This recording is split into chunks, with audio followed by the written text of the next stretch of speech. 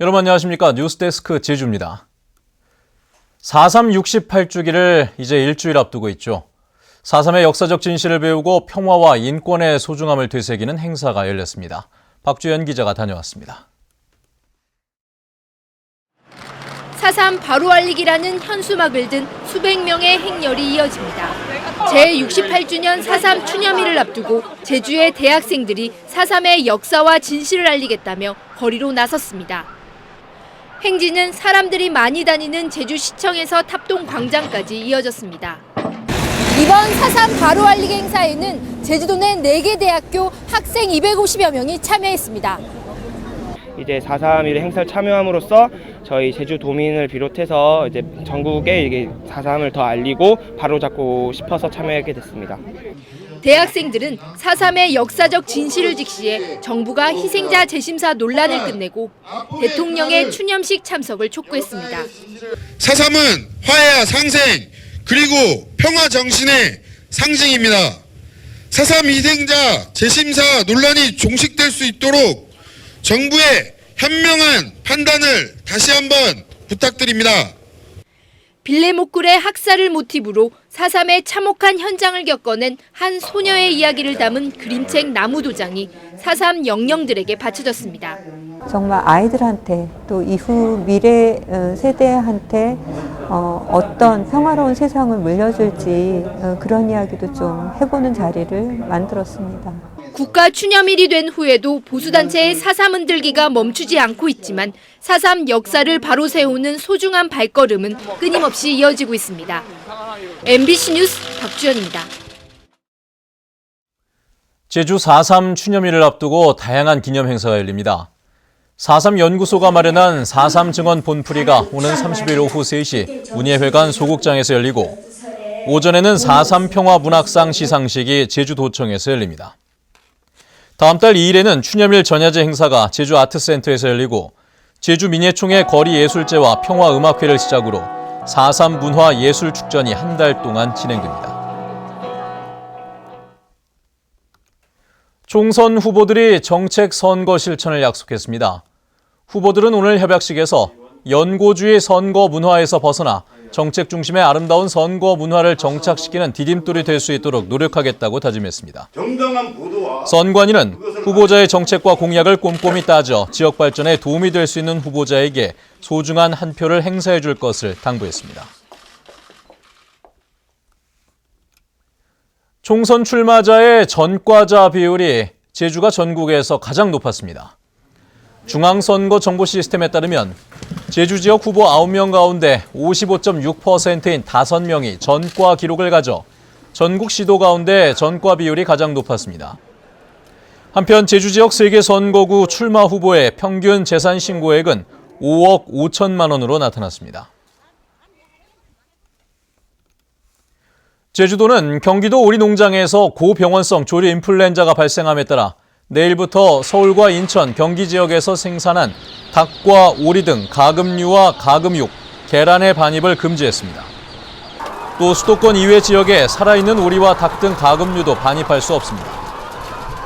비수도권 지역 가금육과 계란을 반입하려면 반입 하루 전인 오후 6시까지 동물위생시험소에 신고해야 합니다. 오늘 오후 1시 50분쯤 한라산 백록담 정상 부근에서 산행하던 관광객 57살 손모 씨가 갑자기 쓰러져 병원으로 옮겨졌지만 숨졌습니다. 제주해양경비 안전소는 손 씨가 동창생들과 함께 등반을 나섰다 백록담을 1km 남겨둔 정상 부근에서 심장마비로 숨진 것으로 보고 있습니다.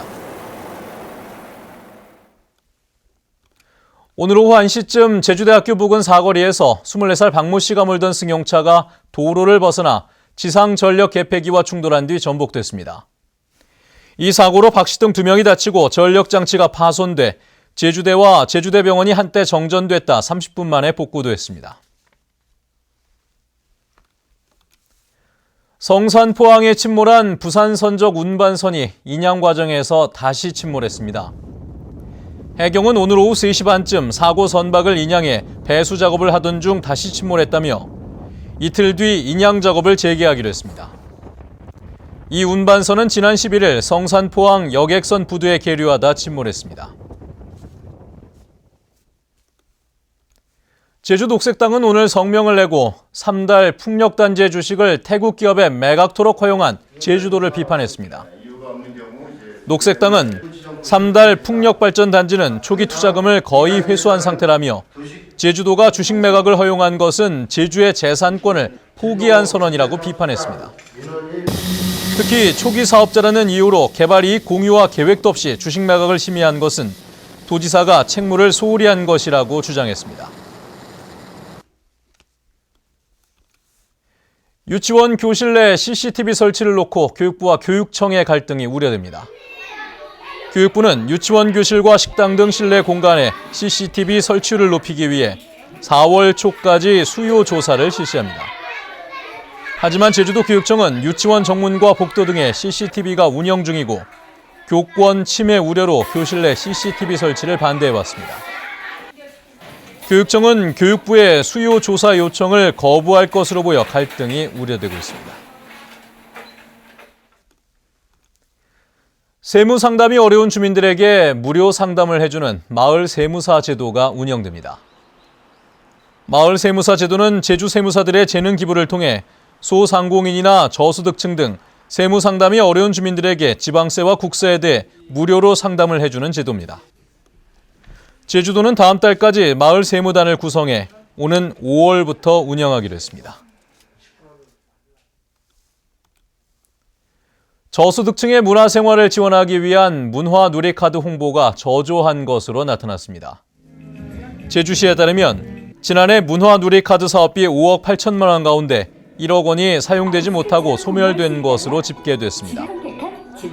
문화누리카드는 만 6세 이상 기초생활수급자와 차상위 계층에 연간 1인당 5만 원이 지원되며 사용하지 않을 경우 자동 소멸됩니다.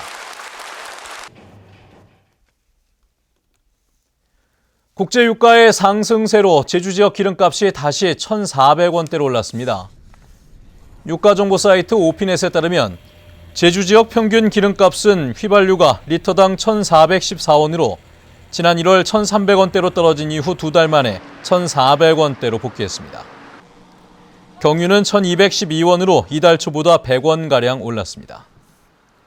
석유공사는 국제유가의 상승세로 국내 기름값도 당분간 오름세가 지속될 것으로 전망했습니다. 뉴스데스크 제주를 마칩니다. 여러분 고맙습니다.